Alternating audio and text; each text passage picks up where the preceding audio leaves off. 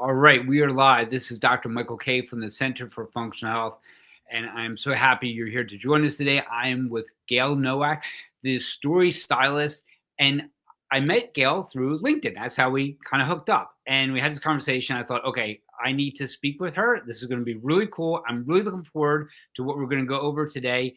And one of the things we talk about, and we're going to get into, is compassion disruption. And before we go further, can you please share with us your journey? How did you get here today? Yeah, thank you for having me, Michael. I'm really excited about this conversation. And I know we kind of come from different industries, but we were just talking about how there's a lot of overlap in the way that we work with our clients. I work with spirit-led wellness coaches, holistic practitioners, and entrepreneurs who are really kind of tired of trying to market themselves in a way that doesn't feel true. And we work together to co-create a pathway back to claiming their authentic voice, reclaiming that authentic voice, really, so that from that space, clarity and visibility can flow. And it's really work that goes beyond marketing strategy and tactics. I mean, I have a whole career's worth of experience around marketing and journalism and communications. But I really like to go deeper into the process of reclaiming your voice, integrating your story, and showing up as who you already are unapologetically, because that's really where true connection and true growth happens. And you asked about, my journey, my story, and it really begins with silence. I experienced abuse as a child, and I made a vow to stay quiet about that. And then when I finally got the courage a few years later in my teens to share my truth, I wasn't believed. And so, as you can imagine, that moment really shaped how I showed up in my life from that point on, and in my work and in my relation, I mean, across the board, right? And even into when I started my business in 2013, even as I was helping other people share their stories, my own voice still felt tangled. And I was still carrying, I know we're going to talk about patterns in a little bit, but I was really still carrying this survival pattern of hiding and being invisible. And everything really changed for me when I stopped hiding. First, stopped hiding from myself. And I kept getting this message. I kept sort of feeling this nudge to tell my story about my abuse and the impact that it had on me as part of marketing my business. And at the time, I really didn't understand the connection at all. I was like, it doesn't make sense to me. I was very resistant. I didn't want to tell this story. And I just kept getting that, that quiet whisper, call it what you will, intuition, God, whatever. Like, you have to tell this story. And so things kept getting more and more uncomfortable for me in my business. And it got to a point where I was like, okay, the only thing I haven't done is tell this story. And so I kind of got pushed into it. I wasn't thrilled about it, but ultimately I listened to that voice and everything changed. Something cracked open in me. My confidence began to shift. Clients began to find me. It wasn't just for my skills in communication and marketing. It was for my experience, yes, but I believe it was also for my presence and making that connection of knowing the pain of being invisible and knowing the impact of that, and working with people on their visibility through their business, but beyond that marketing scope. Like everybody has this desire to be seen and to be heard and to be understood. It's part of what makes us human. And there's no way I could have seen that and made those connections had I not had I not listened and followed through on, that nudge. So that really taught me, that we all experience these painful moments in our lives. Trauma and transformation, it impacts everyone around us, and we all carry patterns from our past that can have an influence and continue to influence us in the present. um, and sometimes when we are habitually doing that, or we're avoiding those patterns, or avoiding sort of confronting and making peace with our past, it can make us sick. um, and it takes, even though it takes courage to face and heal these things, change is possible, right? And Mhm. it's really worth it to find, safe environments or guides like you, like maybe a therapist or a coach who can help you navigate that and face those things and make peace within yourself, because it really, from that place, allows us to create different outcomes and experience new energies and get to optimal well-being. There, as I'm sure you read about the ACE studies, the adverse childhood, Yes. events. And now they're on a question like, was the study done well or not? But I can tell you from our practice perspective, we see these patterns that are being held on to. And Yeah. it is meant out physiologically, it is meant out neurologically, it is meant out immunologically, right? So it does affect the whole system. Do you feel that sharing your story, letting go of it, getting it out, because our trauma weighs us down, do you think since it was that you let go that finally allowed you to rise to the top, right? It was no longer pulling you down in service. Do you think that played a role by you getting it out and sharing that? I definitely feel it played a role, and I want to be really clear about something. This wasn't a one and done. It definitely Mhm. was not a one and done. Sure. I was terrified the first time I shared it publicly. I was terrified the first time I shared it, period. And I had shared it with family members and people close to me, and it kept getting ignored. So there was this other piece in play of, well, number one, I was afraid that I was going to hurt someone. I was worried about everybody else, right? How is this going to impact everybody else around me? And then when I shared it and nothing happened, which was not at all what I thought was going to happen, that really threw me for a loop. Mhm. And to continuously sort of be ignored around it, um, that played into it too, right? Like, it wasn't only the fear of, sort of exposing this event in my life, but also like, is this going to happen again? Like, am I going to share this and nothing's going to happen? Or people aren't going to believe me, or I'm going to hurt somebody. All of those things came up again. And so, yes, there was a little relief in sharing it publicly through my business. It took time for me to do a deeper level of healing and inner work, to really get to a place where I could share that story and not be in the story at the same time, if that makes sense, right? Right. So, yes, there was an initial sense of relief, but I was very aware, more work needs to be done here, because it was still really uncomfortable. Like, there was a misalignment the first few times, because these other things of like, what if I hurt somebody? What if I offend somebody? What if it's too much? Like, that dialogue or that monologue in my head, was still kind of playing out. So, yes, a little bit of relief and also a little bit of stress Mhm. still. Yeah. Right. Well, how can that be, right? Because you're still opening up a wound, right? I mean, even when Right. you tell the story and you've told the story, you tell it, you tell it, it's still kind of like the band-aid's being pulled back, right? You're still opening the Right. wound a little bit.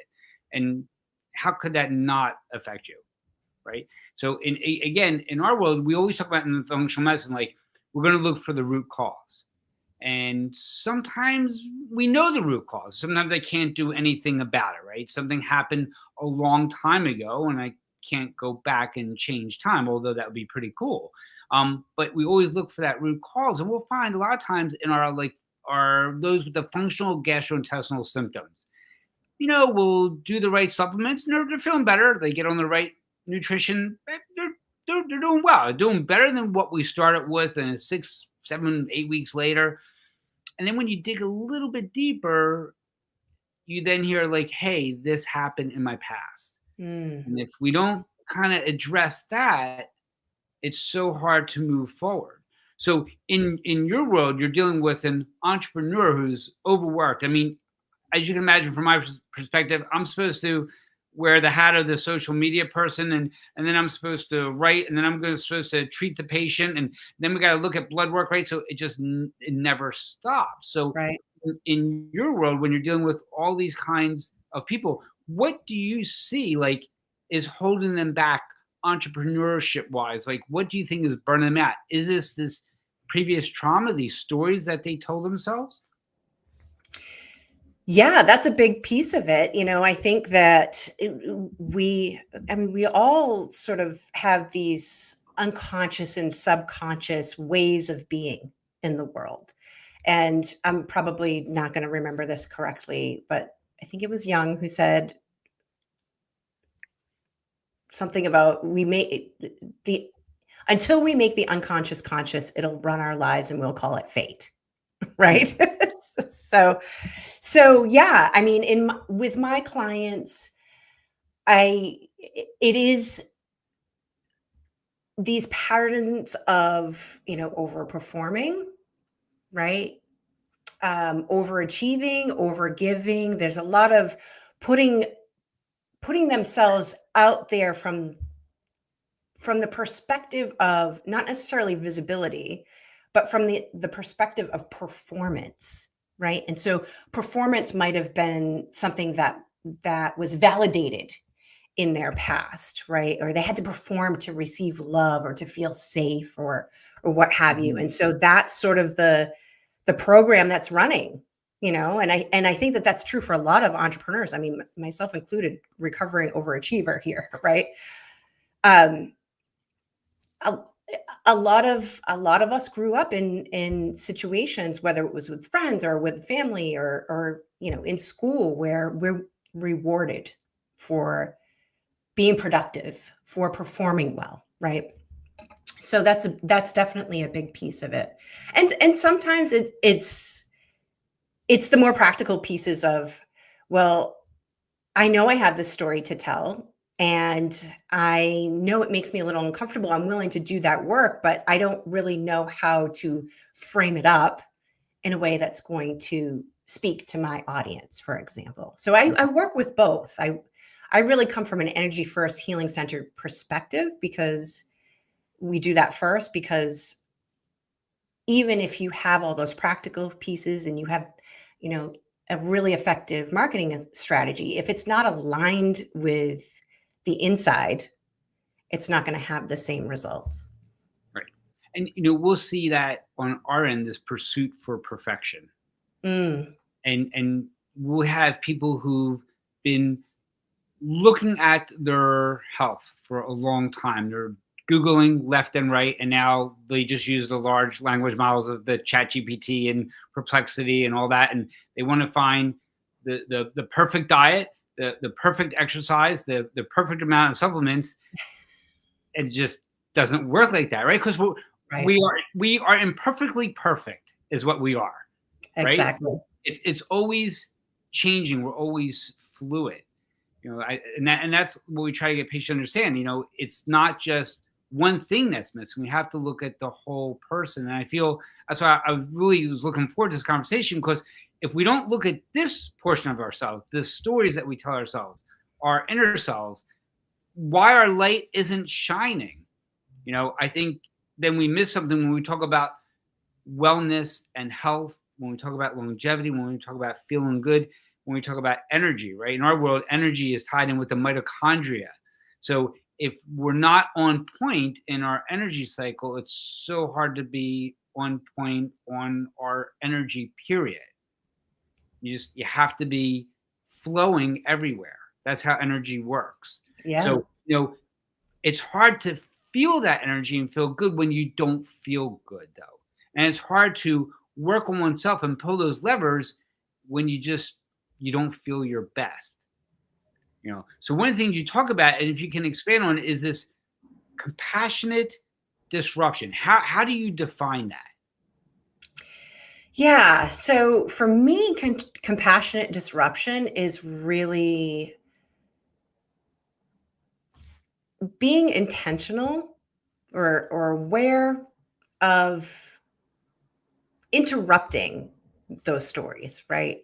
Interrupting the inherited or internalized emotional patterns that keep us small or silent or sick. And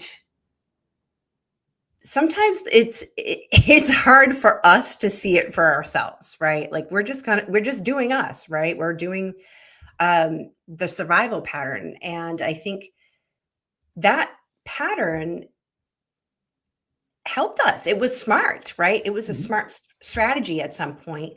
And the place where we get stuck, I think, is not recognizing, oh, I don't need this anymore.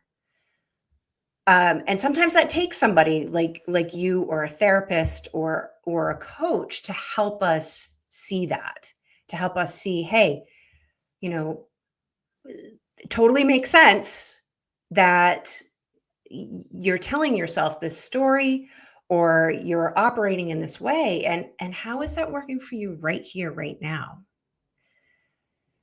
So for me, that compassionate disruption is really sort of taking a pause and being present with how am I being right now, and getting curious, like, okay, how am I being right now? Where's that coming from? um, do I want to keep doing this? do I Where do I want to be? Where do I want to go? What's my desire? Where am I feeling pulled to?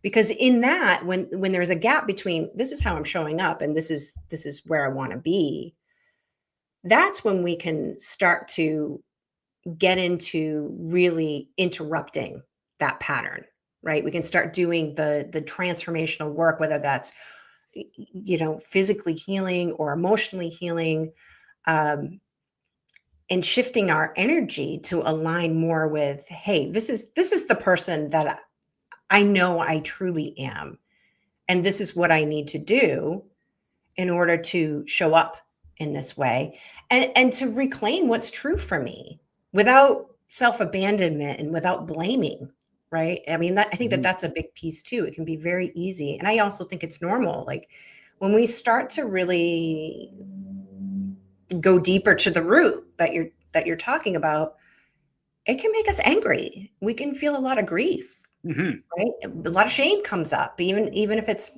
you know, nothing to be ashamed of, right? Right. So there's a reckoning that needs to happen, with all of those emotions that we've probably been stuffing down. So it's really important to have that compassion for yourself first. Right, giving yourself a little bit of latitude, a little bit of room. Um, Yeah. but but that's hard. That's hard, right? Because there's this societal disconnect of what Hmm. I'm supposed to be and how I want to show up. They often do not align, right? Because True. we're told, listen, get good grades, you get good grades, you're rewarded. Go to school, get a good job, you get money, you get rewarded. So, but maybe that's not how one wants to show up. And I'm thinking that if you can't show up the way you want to show up, eventually that's going to be felt somewhere in the body, either psychologically or physiologically, right? It's going Yeah. to catch up to you. So, what do you think was your catalyst when you finally said, I have to tell my story? Like, how do I tell patients, like, what is their catalyst they can look for? Like, hey, man, are you really sharing the truth, the deep truth? Yeah. Yeah. Yeah, well, I think it's different for everyone. For me, I had spirit was knocking on my door in a lot of different ways. In my 20s, I attempted suicide. Hmm. So I and I actually had other attempts. This was the most serious one. And you would that was definitely a catalyst. You would think that, after that, things would be so much better, right? And in a lot of ways it was. And yet, even though I had that experience in it, and afterwards I was very clear, like, oh, I don't want to die. I want this pain, this emotional pain to change. And I was willing to, go deeper and work with a therapist. And really, that, in some ways, it sounds weird, but that was really a life-saving event for me, because that was the first time that an adult, number one, listened to my story and validated my experience. And that was just, that in and of itself was so healing. It was unfortunate that I had to get to that place in order to receive that, but it also set me on this path of, okay, I'm very clear, like, I have a very strong desire to live, and this pain will kill me if I don't do something about it, right? And so that was a big catalyst. And I was still hiding. I was married for, let's see, I got to do math here, like 5 or 6 years. And I had been with my husband for 7 years before we got married. And I hadn't told him about this experience. And so this was wreaking havoc in all areas of my life. I hadn't told him about my childhood. And so the catalyst through my business was really my wallet. Right. It started on the surface, it was the money, it was the revenue roller coaster, but it also started to chip away at my confidence, right? And my self-belief. And I had to have some really scary conversations. I was like, I can't tell this story publicly and not tell it to my husband. Right. So there were steps and experiences along the way. And I think that it's different for every person. It might be something different for your clients, for your patients. I think a lot of times what I hear is I work with a lot of healers, and they're in the healing arts because they got really sick, right? They were dealing with chronic pain. They were dealing with disease and illness. And then they worked on not only their physical symptoms, they worked on those inner pieces. They went really deep with their healing, got to the root cause, and became well again, right? So I think the catalyst is different for everyone. And I don't think that it has to be one of those things where it brings you to your knees, but I think for a lot of people it is. Right. And you talked about the inner voice.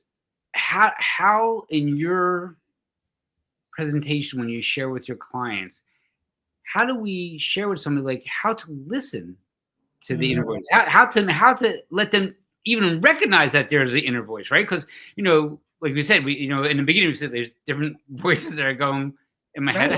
I have a whole bunch of different friends, right? So how do we get them?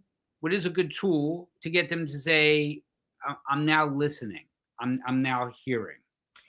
Yeah, I think we've been taught to not listen to our intuition, right? And so our inner critic can be a very loud voice, and we listen to that, Yes. right?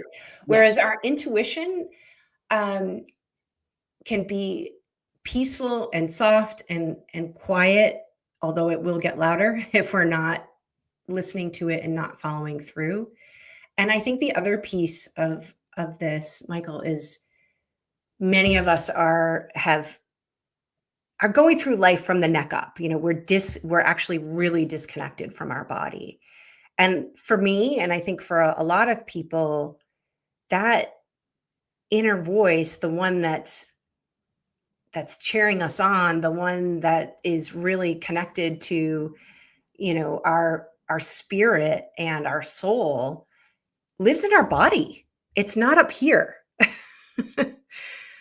It's in our heart, or it's in our gut, or maybe, I mean, sometimes we feel it in our hands, like, or it's just sort of like a knowing that we have. And so if we're disconnected, if we're always up in our heads and we're sort of feeling and hearing those voices and that chatter up here, like I always encourage my clients to, first of all, like get grounded, right? Like sometimes it's literally like, let's go outside and lay on the ground and really get present to feeling that earth underneath you. And then really getting focused on the body, starting at the toes and moving up the body and all the way to the top and all the way back down to the bottom, and just sort of spending some time reorienting yourself with, how do I feel in my body? Meditation has been fabulous for me to sort of not only quiet the mind, but to really start to learn. And like after you meditate for not necessarily a long time in duration, but as a practice, you'll notice that chatter subsides. Yeah. Right? Just going through your day, you're more present. You're just more present in your daily life, and you're not hearing that inner critic. You're not hearing that chatter so much. And that can make it clear about, okay, that this is my intuition. And the other thing that I would say is it's peaceful. There's more peace to it. When we're getting messages from our intuition or from source, it's not that heightened, hey, you got to do something, no, it's soft, it's peaceful. And it takes time, it takes practice to really work with that. But things like meditation, breath work, right? Anything that gets you really present in your body will help you start to be able to discern, okay, is this my ego or is this my intuition? And I want to stay on that same thread. I was driving last week heading to New York, and somebody had a license plate, and his license plate said, "Be still." Right? Yes. And that we looked at it and we're like, and right away, just reading it brings you right down, right? Like, oh, this is pretty cool, right? Be still.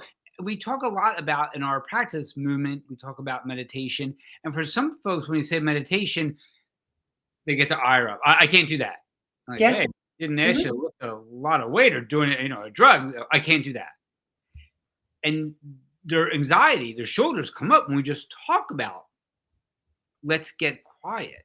There's almost a fear of let's get quiet, let's be still. Let's We be had still. one Yeah. young lady who we were treating her neck and upper quarter. She had headaches, and I'm very fortunate. I have these lovely large windows in the office, and I'm going to put her in a chair. I already worked on her neck and upper back. Everything's starting to subside. She's got some stim. I'm going to put on muscle heat. And I would say, you just got to stare outside. Got amazing colors out there. It was the fall. It was really beautiful. And she said, "Can you grab my phone?" And Mm. I'm like, "No, I will not grab your phone. You need to sit here for 12 minutes." Came back, her legs going up and down. I'm like, I'm like, "Did you need your phone?" "Yes." I said, "Can you see this is more than just you have headaches. We got an issue here." And Right. we find that a lot where they can't be still. They cannot still the mind. They cannot quiet the voices. Right. So I want to quiet one side of the voices, but I want them to listen to this other voice. And Right. I'm always trying to figure out how we can bring that to their attention. So when you work with your clients and you got some tough people, I'm sure, that come to you, and it's work, and people got to understand. I say nobody becomes a black belt overnight, right? Nobody Mhm. becomes Olympic lifter, Olympic fencer overnight. It takes work, and sometimes they don't want to put in the work. So Yeah. how do you help your clients accept that this takes work, and we're going to try to still these voices, these story that you're telling yourself on this side, and we're going to create like a new story? Yeah. So part of the answer to that question is I want to work with people who are committed to change, right? And so they're not strangers to transformation. That's my ideal client. They understand that there's a level of commitment in doing this kind of work, because it's not for everybody. Not everybody wants to take this journey, and that's okay. And in my own growth, I was always that kind of person who was like, oh my gosh, this is amazing. Like, this transformation that I had, I want the whole world to have it too, right? Like, life would be so much better if everybody did this. Coming from a good place, but not everybody wants that, right? And so in my own learning, I had to really understand, I'm here to be the guide for those who are ready to do the work, who want to do the work. And they might not, there might be a little kicking and screaming when we get into it, right? But they're committed. They're there for that. So it's actually, I've been fortunate. I've worked with a lot of clients who, yes, things will come up. There'll be resistance, but they're in it. They're in it, and we just honor, like, okay, this resistance is coming up. What do you need right now? Do you need to stop? Do you need to keep going? It's like, and some of it is also just trusting my own intuition about, okay, they're telling me that they need to stop, but maybe, this is an inherent pattern that we need to take a look at. Right. And so it is a little bit of coaching them through the resistance. It's also validating that experience. Right. And much like with your client who was really struggling with being still and not having the distractions, like simply bringing that awareness of, hey, right, like this is something to take a look. This is something that we need to take a look at. Right. The inability to just stay still for 12 minutes or 10 minutes. What's that all about? Right. Not a long time. Yeah. And again, well, looks like we had a disconnect here. Hold on, folks.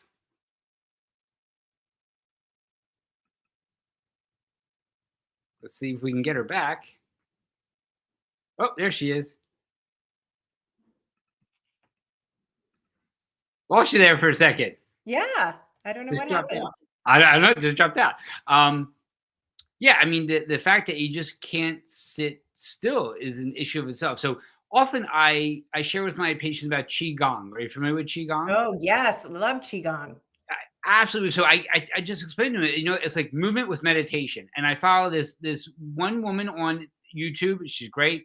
Her KSENY, Kesney, I think how she pronounces her name. She's fantastic. She's got 8-minute ones. She's got 20-minute videos. She's got a 30-minute. She's got all these great videos. And I just say, listen, let's just start with 8 minutes. And let's do this once a day for 7 days. And I'm telling you, by day 8, you're going to want to move up to the 12-minute one. And it's going to seem silly. It's going to seem weird. You're going to be thinking about these different things, what we call monkeys flying in the brain. But at the end of the week, you're going to feel pretty good. And when you get into the deep science of it, when you look on PubMed and you put in Qigong and whether we're talking about IBS, MS, and neurodegenerate, whatever it is, it always comes out to be a good finding, right? You can't go wrong doing Qigong as far as I'm concerned. So we always I Qigong, I bring that into my work with clients sometimes. It's I'm not trained or anything like that, but just that moving the body, but moving the body moves the energy as well, right? And it brings you back into your body. It gets you present. The other thing that I wanted to touch on when we were talking about meditation, there's all kinds of meditation, right? Like a lot of times we think it is just being still and, trying to not have any thoughts. But there's all kinds of meditation. In fact, I had another little message that was like, "Oh, get out and walk. Get out and walk your neighborhood." And I'm someone who, I was very athletic growing up, and even in my early adulthood, I did some pretty intense, exercise like cardio kickboxing and that kind of stuff. And so when I first received that message, I was like, why am I going to do that? Like, what's the what's the payoff? Like, I'm thinking about it from strength and training and weight loss and all that stuff. I'm like, why would I go out and just walk? So a lot of times we get these messages and we get that resistance, but I went out and I did it, and it became a meditative practice for me. It helped me clear my mind. It got the energy moving again. It helped me connect with my environment, right? And connect with myself. So there's all kinds of ways to do meditation. In my world, movement is medicine, movement is meditation, right? Yeah. So whether we're seeing somebody that has, a lot of gastrointestinal dysfunction, we're going to be talking about movement for sure, especially if they're constipated. My gosh, right? So we know that's really important. If we're dealing with somebody with autoimmune and there's migrating joint pain and there's dermatological discomfort, as long as they're not affected by the sun, we want them out moving. If they can't get outside, we can get them on, remember the mini trampolines that were big, and getting them get the lymph to move and circulate. But when we're jumping them down, we're also getting that energy to move as well, right? So many things can be helped, not solved. So I'm not saying solved, but helped by movement. Movement doesn't have to be grand. It just has to be consistent. Right. Right. That's all. I love that. Yeah, right? It doesn't have to be grand, just consistent. Yeah. Just be consistent. That's what we're looking for. So when you're dealing with your clients, how do you help them shift from survival to success? That's question number one. I'm going to throw I have one, I got 1A, and I probably got 1B, C, and all that. But so how do we get them to shift from survival to success? And at the same time, you deal with both men and women. So can you see demographically, us guys are just compartmental thinking. We just can't get past ourselves, where maybe our female client is just a little bit more open. Do you see striking differences? Or in the entrepreneur world, it's pretty much all the same? There are differences. I wouldn't, at least with the men that I've worked with, I wouldn't say striking. Okay. But there are differences. There are differences. Women, I feel, and keep in mind, this is a generalization, but it's a generalization based on what I've noticed. We sometimes get stuck on things, right? We come to the work more open, but we also hold on a little longer. Whereas men, I feel like the men that I've worked with, when they see it and they feel it, they let it go. And that is a big part of moving from survival to success. There's a release that needs to happen. And that release is usually releasing our illusion of control, right? Or our need to feel in control. And that's not always an easy thing to do. And it's another one of those things where it's not a one and done. There might be a little bit of a release, and then we kind of go and we implement and we integrate, and then something else comes up and that control response comes back, right? And so it's a process. It's an ongoing process of allowing and recognizing, like, ooh, I feel like I need to have control over this situation, and then releasing again. When we're able to release, I'm thinking about earlier in our conversation, right? There was a release in telling that story, right? And you said, like, it must have felt like this weight coming off, and it does. And so we rise to the next level of our evolution, but that doesn't mean that things stop coming at us, right? Mm-hmm. And what I see a lot in my work with clients, and even in my own experiences, is when we go to that new level, something comes into our experience to kind of test us a little bit, right? Like, we get an opportunity to put those to put that new energy and those new skills to the test. And sometimes it sends us running, kind of, Mhm. we fall back into our default patterns, and that's okay. It's human. It's human nature. And sometimes we rise to the occasion, right? Right. And so it's a process of releasing and practicing, and rising up into uh, this new level of who we truly are. That's beautiful. I agree. I absolutely agree. So I'm in love with language. So when you are talking with your male entrepreneurs and your female entrepreneurs, Mm. you find that you gravitate towards certain language and speaking with one versus the other for them to understand what you're saying.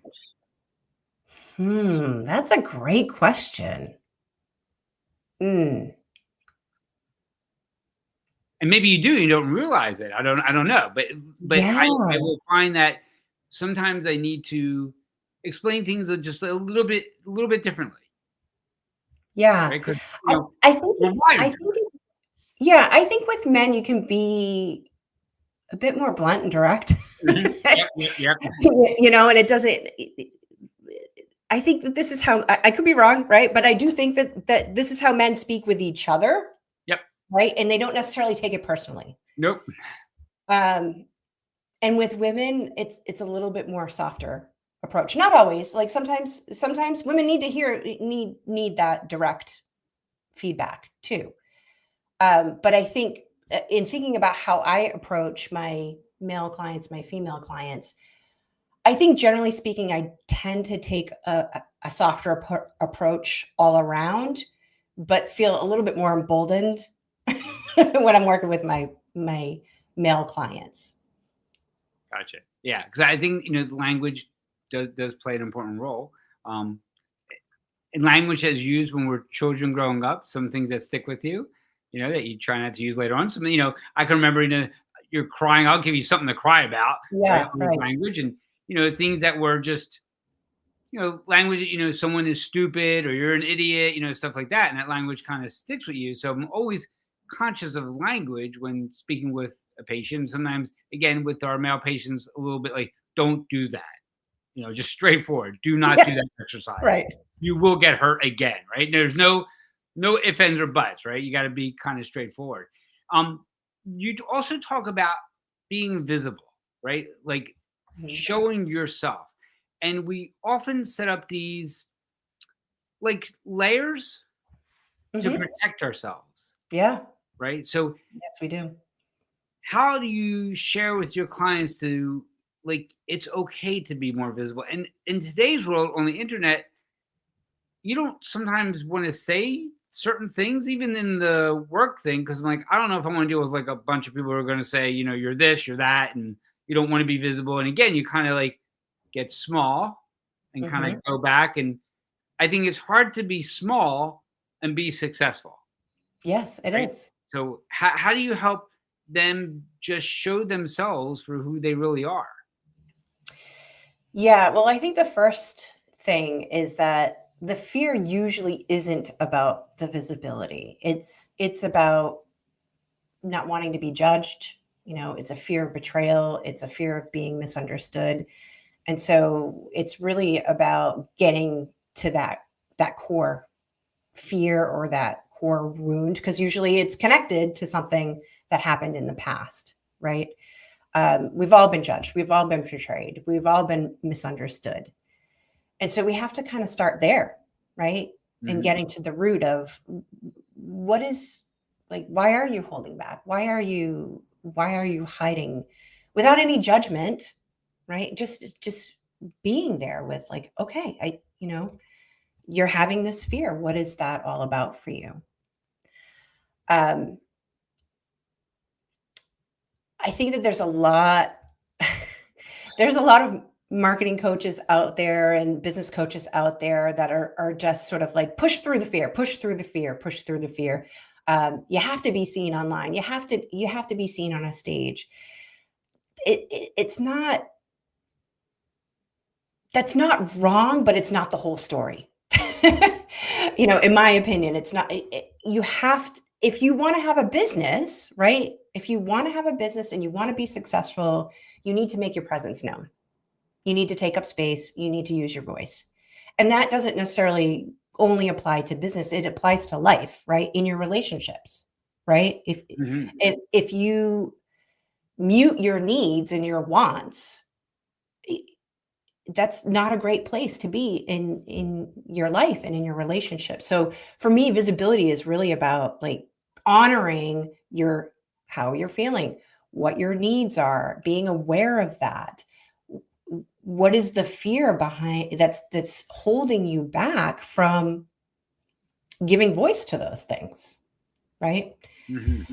And so again, that goes back to the energy and the healing piece of, let's just take a pause, like before you feel the fear and do it anyway. And there's a place for that. There is a there is a time and a place for that. I don't knock that wholeheartedly, but a lot of times people need to feel safe first. And we can create that own safety for ourselves. I think a lot of times we're looking outside of ourselves for that, but it's really about, what do I need to feel safe to say this thing, to have this conversation, to talk about my work, to ask for the sale, right?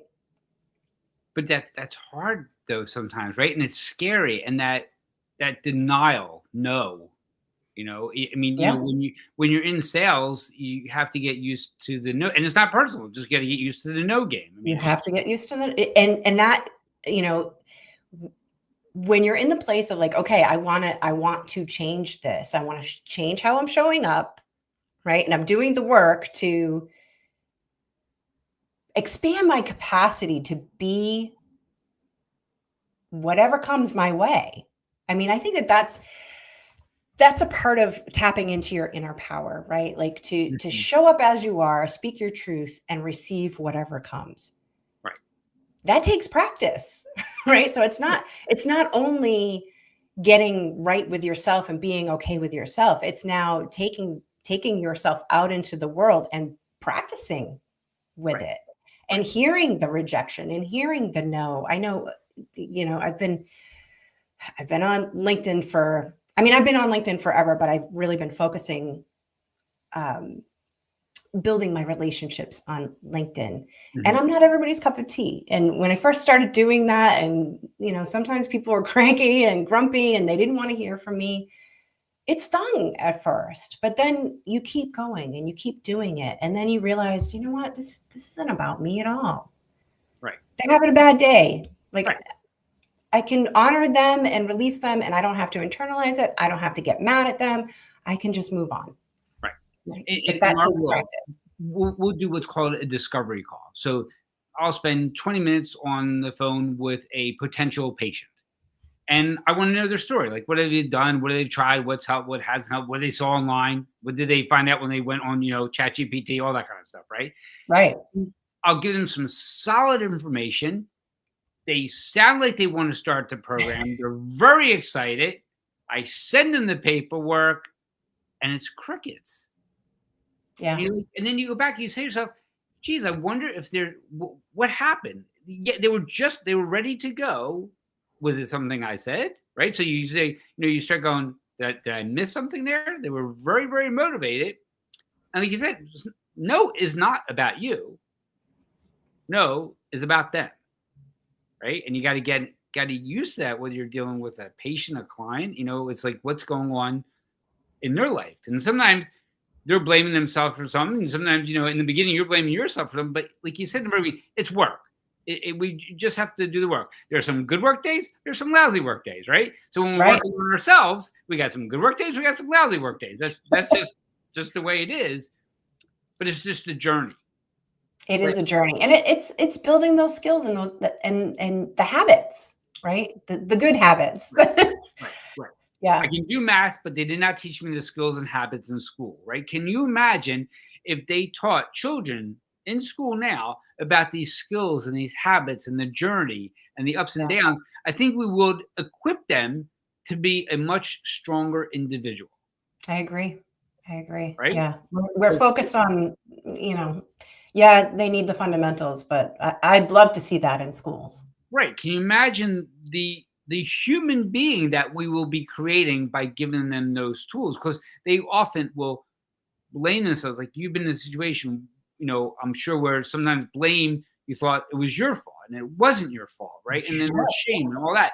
And like I said in the beginning, and if we can touch on it now, often the question is I get from my patients, well, why is this happening to me? And we talked about that in the beginning. And I want you, and I like how you reframe that. So can you talk about that? Yeah, yeah, and it's normal, right? We have this unwanted situation come up or these unwanted experiences, and I think it's normal, it's human nature to wonder, like, "Why is this happening? Why is this happening to me?" And I know for me, a real game changer was to start to ask the question, "How is this supporting me?" Why is this happening for me? What is this all about? What am I learning from this experience? It's a more empowering way at to look at life. Um, I feel like we're always getting input, right? We're always receiving information, and sometimes that information sidelines us, and we need to feel the things that we feel. Um, but ultimately, when we're able to get to a place where we can get curious about it and just sort of stay open to the possibility that, hey, maybe there's something about this that I don't see right now, but is actually supporting my growth and my evolution. So and I get, like, I totally get that sometimes it's really hard to wrap your mind around that when you're dealing with really hard things, loss or grief or divorce or losing a job or trauma, right? Like Mhm. really horrific experiences. I don't recommend necessarily going, from why is this happening to me to how is this happening for me in one fell swoop, right? There's steps in between there. But getting to that place where you can reflect and really look into, what is this all about for me? Like, why is this, a lot of times it's like a pattern, right? Like, why does this keep showing up in my life? What is this really all about? That'll help you get to the root. It'll help you start to unpack those patterns. You talk about those patterns, and again, we have these stories, these thoughts that are in our head. And I was at a convention once, and the speaker's like, the one phrase you need to learn is, well, is that true? So when you say you have a certain story, you got to ask yourself, is that, Mm, nothing works, everything fails, I'll always be this way. Is that true? Right? I think that's a yeah, really important question to ask. Like, you might not have certain skills, a subset of skills to move you from point A to point B. And that's why there are people that doing the work that you do. That's why you help those people, right? Because, you know, they have their story. Maybe their story is just no longer the story that's helping them anymore, right? So, Wayne Dwayne Dyer, right? Wayne Dyer. yes, Wayne Dyer. Oh my Wayne Dyer, gosh, right? you're both tongue tied. Your Erroneous Zones is one of the books that he wrote a long time ago. He passed. He was really, really great. I really enjoyed him. It's so Um, funny because I was thinking about him this morning. So really? there's Okay. a way So that it's coming up in conversation today. Yeah.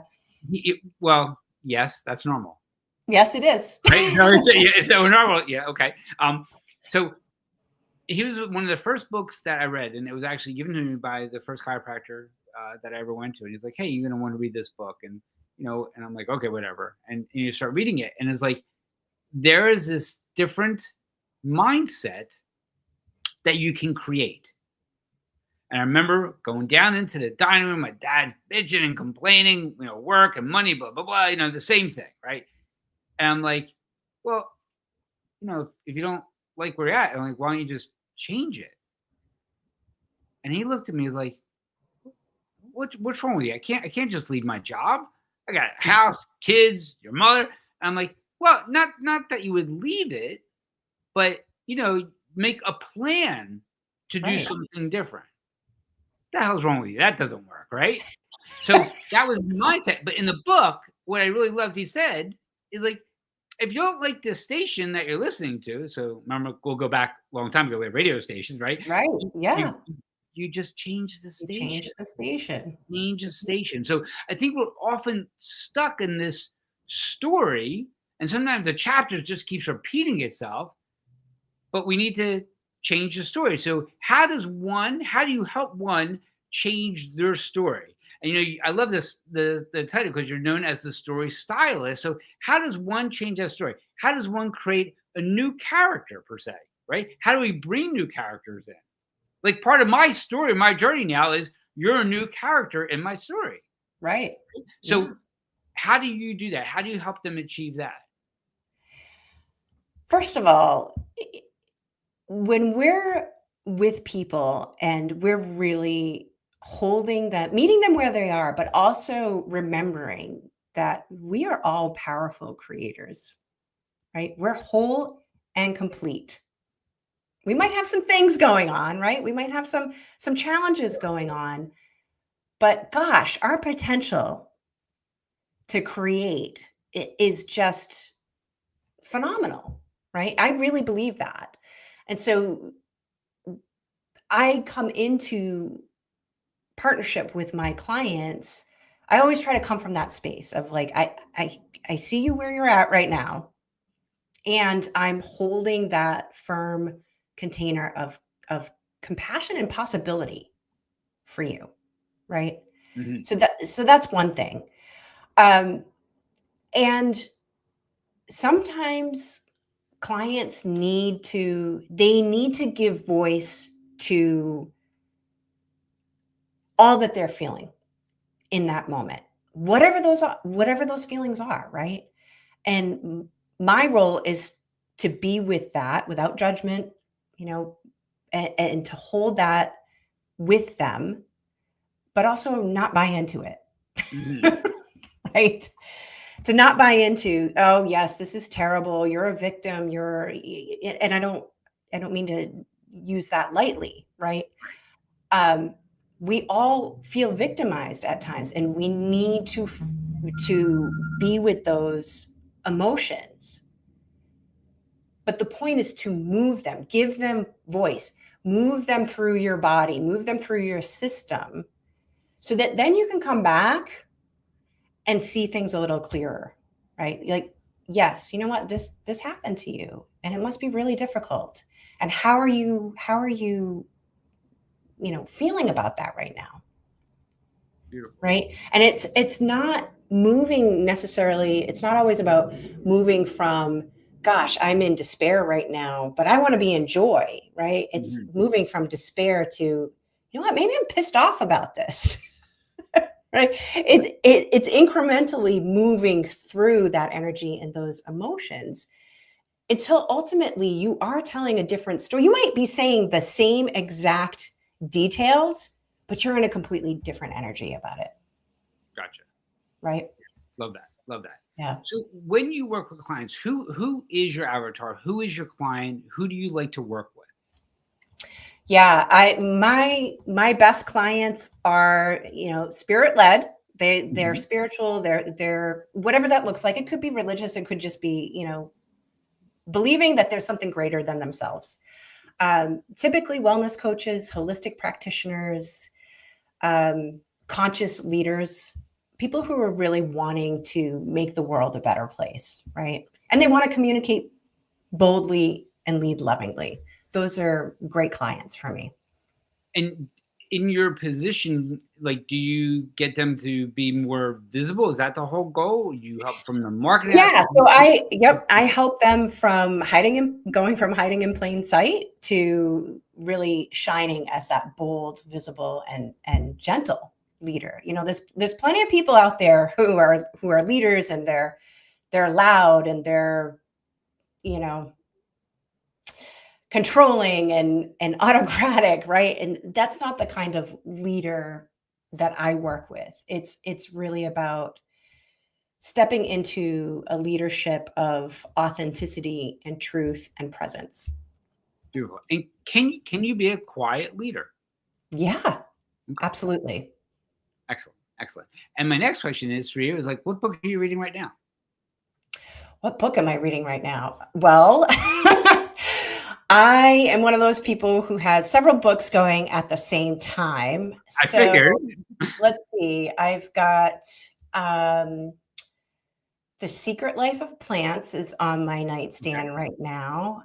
I also have, um, oh my gosh, this I forgot the exact title, but it's the Seven Principles for Making Marriage Work by Gotcha. the Gottmans. Okay. And then I'm reading a memoir by John Graham. I forgot the title of it, but he's a he's a conscious leader and was definitely one of these individuals who was, always going to the next adventure, the next adventure, the next adventure, and got to this place where he was like, "What is this all about for me?" That's pretty um, good. yeah, yeah, and really had some harrowing experiences, but it's a fascinating read. Cool journey. Cool journey. Cool journey for Yeah, him, sure. Yeah. So, and last two things, what words of wisdom can you leave us with? And how can somebody contact you? yeah, yeah. So I would say, first of all, we talked about healing a lot, I feel, in this Mhm. conversation. And I think for those who are listening, one thing to take away is that healing doesn't always have to come from more effort. I think that it really begins with more honesty. I like that. Um, and also, I want everyone, if if you could take one thing away from this, I hope that it's that your voice matters, your truth matters, and you don't have to carry it all alone. I like that. That's beautiful. And how do Yeah. we contact you? Yeah, so if you wanna talk more with me, this is really speaking to you, you can find me at gaylnowak.com. That's my website. I'm also on LinkedIn, and I also have a free mini course called the Soulful Story Starter. I like that. Um, so if that's something that's of interest to you, please feel free to either reach out to me, um, through my LinkedIn, you can just DM me, or through my website. Beautiful. So thank you very much today. Thank you for your light. Thank you for shining with us. It was absolutely wonderful. Hope everybody enjoyed it. And this will be up on YouTube, and we'll see everybody soon. Hang with me. I'm just going to close this out now. Sure, thank you so much.